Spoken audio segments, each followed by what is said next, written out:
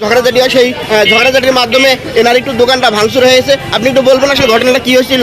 Sir আমরা তো বাসায় ছিলাম, আমরা তো কিছু জানি না, বুঝছেন। এরা আসি আমাদের দোকানে যত মালপত্র, সিগারেট, টাকা পয়সা সব কিছু ছিল, মোবাইল টোবাইল সব পেন টেন সব কিছু। আমাদের সাথে কোনো কাজিয়া নাই, ঝগড়া নাই, আমরা জানিয়ে না। এখানে কিছুক্ষণ আগে একটু মারামারি হয়েছে, তো সেই কারণেই কিন্তু এখানে বর্তমান পুলিশ প্রশাসন ব্যাপক মোতায়েন করা হয়েছে।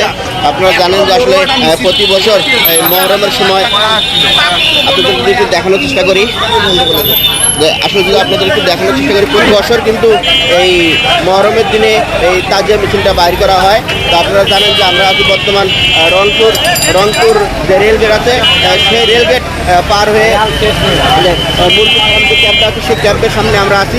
তো আপনাদের আসলে জানানোর চেষ্টা করি। বাড়ির সামনে বলেন, বাড়ির সামনে আসলে কাকা একটু বলবেন যে এখানে কি ঘটছে?